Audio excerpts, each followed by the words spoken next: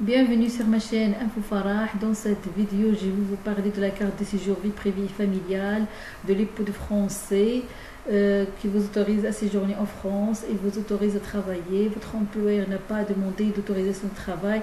Avant de commencer cette vidéo, toutes les informations nécessaires pour l'obtention de cette carte de séjour vie privée et familiale se trouvent sur le site officiel de l'administration française, vérifié le 22 avril 2024 par la direction de l'information légale et administrative, Premier ministre. Donc, la carte de séjour vie privée familiale vous autorise à séjourner en France. Il vous autorise à travailler. Votre employeur n'a pas à demander d'autorisation de travail. La première étape, il faut vérifier si vous remplissez les conditions. Donc, les conditions sont différentes en fonction du titre de séjour ou du visa que vous détenez. Donc, si vous avez un autre titre, par exemple, si vous avez un visa de long séjour VLS-TS, donc vous pouvez demander la carte de séjour pluriannuelle, vie privée et familiale, la deuxième année de votre séjour en France, en renouvellement de votre VLS-TS valable un an. Vous devez remplir l'ensemble des conditions suivantes. La communauté de vie avec votre époux ne doit pas avoir cessé. Il peut avoir cessé en cas de décès ou de violence conjugale. Votre époux doit être français au jour du mariage. Il doit avoir conservé la nationalité française. Vous ne devez pas vivre en situation de polygamie. Si votre mariage a été célébré à l'étranger, il doit faire l'objet d'une transcription sur le registre de l'état civil du consulat de France pour être reconnu en France. Mais dans le cas si vous êtes entré en France par un visa de court séjour, donc la carte de séjour vie privée et familiale peut vous être délivrée si vous remplissez les conditions suivantes. Vous ne vivez pas en état de polygamie. Vous êtes marié en France avec un ressortissant français avec lequel vous justifiez d'une vie commune effective de 6 mois en France. La carte de séjour qui vous est délivrée est valide un an. Mais si vous avez un autre titre de séjour, la carte de séjour temporaire vie privée familiale peut vous être accordée dans le cadre d'un changement de statut à la fin d'un autre d'une autre carte comme étudiant, salarié, etc. Il faut savoir que la préfecture peut refuser de vous délivrer votre carte de séjour si vous êtes dans l'un de ces cas. Vous n'avez pas respecté l'obligation de quitter le territoire, vous avez commis des faits de faux et usage de faux documents, vous avez commis des délits graves ou des crimes, trafic de stupéfiants par exemple, traite des êtres humains, proxénétisme, conditions de travail ou d'hébergement indigne notamment. Vous avez commis des faits, ou bien si vous avez commis des faits de violence contre des élus, des agents publics ou des agents de sécurité. Il faut aussi, vous devez déposer votre demande sur Internet au plus tôt 4 mois et au plus tard 2 mois avant la fin de validité de votre document de séjour, c'est-à-dire soit visa, soit VLSTS ou bien un autre titre. La demande se fait sur un site indiqué sur cette fiche. Je vais mettre les liens de cette fiche. Donc, vous devez payer 225 €, droit de timbre de 25 € et taxes de 200 € par timbre fiscaux. Mais si vous êtes entré sans visa de long séjour, vous devez payer en plus 200 € de droit de visa de régularisation par timbre fiscaux, dont 50 € à régler lors du dépôt de la demande et non remboursable en cas de refus de délivrance des titres.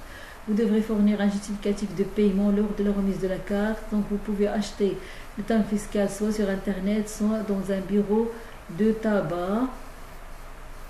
Il faut aussi, vous devez préparer des documents pour effectuer votre demande. Ces documents varient en fonction de votre situation.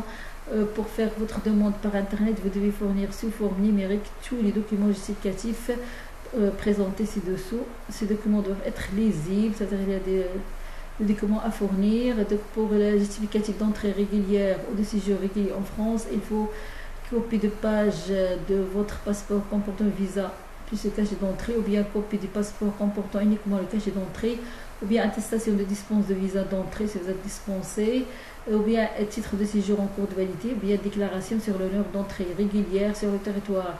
Donc il faut aussi, pour justifier la nationalité, il faut passeport, c'est-à-dire passeport concernant les pages concernant l'état civil, les dates de validité, les cachets d'entrée et les visas, ou bien attestation consulaire avec photo, ou bien carte d'identité avec photo, ou bien carte consulaire avec photo, ou bien un certificat de nationalité de moins de 6 mois avec photo. Il faut aussi copie intégrale d'acte de naissance comportant les mentions les plus récentes, accompagner si nécessaire de la décision judiciaire ordonnant sa transcription. Il faut aussi photo d'identité, il faut aussi justificatif de domicile datant de moins de 6 mois. Pour vérifier le motif du séjour, il faut justificatif de nationalité française de votre époux ou bien épouse, passeport en cours de validité, soit par un passeport en cours de validité, ou bien une carte nationale d'identité en cours de validité, ou bien un certificat de nationalité française de moins de 6 mois. Il faut aussi copie intégrale de l'acte de mariage ou transcription de l'acte de mariage si vous êtes marié à l'étranger. Il faut aussi déclaration sur l'honneur conjointe attestant de votre vie commune, plus tout document permettant d'établir une communauté de vie d'au moins 6 mois en France, comme contrat de bail, quittance EDF ou bien le relevé d'identité bancaire, etc. Il faut aussi déclaration sur l'honneur de non-polygamie en France si vous êtes marié et être ressortissant d'un pays qui l'autorise.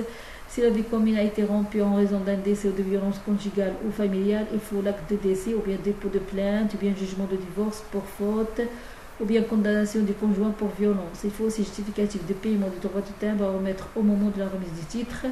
Il faut aussi certificat médical délivré par l'office, ça veut dire par l'Office français de l'immigration et de l'intégration, à remettre au moment de la remise du titre.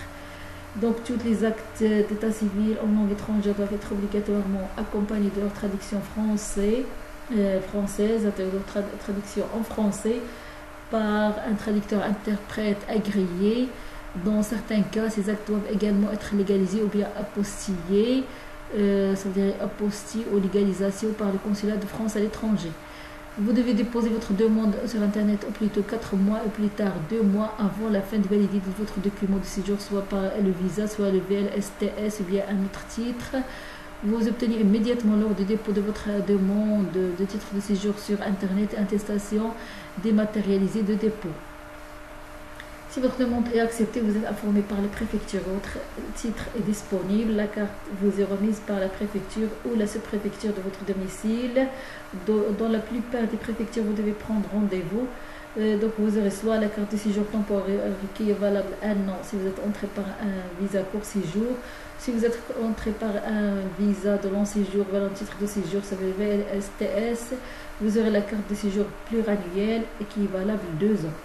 Si vous remplissez les conditions de délivrance de la carte de séjour, le préfet doit saisir, ça veut dire que faire en cas de refus. Donc, si vous remplissez les conditions de délivrance de la carte de séjour, le préfet doit saisir la commission du titre de séjour pour avis dans le cas où il envisage de refuser de vous délivrer la carte. Vous êtes entendu par la commission, vous recevez une convocation par courrier au moins 15 jours avant sa date de réunion. Vous êtes informé des droits suivants: être assisté d'un avocat ou de toute personne de votre choix, être entendu avec l'assistance d'un interprète, bénéficier éventuellement durant cette procédure de l'aide juridictionnelle. Vous pouvez expliquer les raisons et les circonstances de votre demande de titre de séjour. Vous avez aussi le droit de demander que le maire de votre commune de résidence ou son représentant soit présent et entendu si vous ne possédez pas de carte de séjour ou si votre carte est périmée. Un document provisoire de séjour vous est remis. Vos explications sont transmises au préfet avec l'avis motivé de la commission du titre de séjour. L'avis de la commission vous est également communiqué. Il faut savoir que le préfet peut décider de vous refuser la délivrance de la carte, même en cas d'avis favorable de la commission. Les délais pour contester sont différents selon que vous ayez eu une réponse au nom de la préfecture, selon que si le préfet vous a notifié le refus, ou bien dans le cas où il y a absence de réponse des préfets sur votre demande. Donc, si la décision du préfet, quand il est notifié, vous est notifié par lettre motivée, c'est-à-dire que c'est une décision explicite, sauf exception, ce refus assorti d'une obligation de quitter le territoire français, fixant le pays où vous serez renvoyé. Vous pouvez former un recours contentieux devant le tribunal administratif dans un délai de 48 heures, ou bien 15 jours, ou bien 30 jours, selon le type de l'ordre de quitter le territoire français. Vous pouvez aussi former un recours administratif, c'est-à-dire gracieux devant le préfet, hiérarchique devant le ministre de l'Intérieur, Dans le cas où il y a absence de réponse du préfet sur votre demande, donc si la préfecture n'a pas répondu au bout de 4 mois, il s'agit d'un refus implicite. Vous pouvez alors former dans un délai de 2 mois à compter de ce refus un recours administratif, c'est-à-dire recours gracieux devant le préfet, ou en plus, ou si vous préférez, seulement un autre recours hiérarchique devant le ministre de l'Intérieur, ou bien un recours contentieux devant le tribunal administratif en plus de ce recours administratif devant le préfet. Vous pouvez aussi faire un recours contentieux devant le tribunal administratif ou bien faire l'un des deux. Donc, toutes ces informations se trouvent sur le site du service public français et je vous ai dit au début que toutes les informations se trouvent sur une fiche publiée récemment, c'est-à-dire publiée le 22 avril 2024 par la direction de l'information légale administrative. Donc je vais vous mettre le lien de cette fiche pour, si vous voulez la lire et avoir plus d'informations plus détaillées.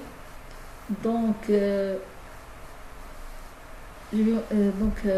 la fin de la vidéo. Je vais vous mettre le lien de cette fiche dans la boîte d'inscription en dessous de la vidéo et je vous dis au revoir. N'oubliez pas de la liker et au revoir pour la prochaine.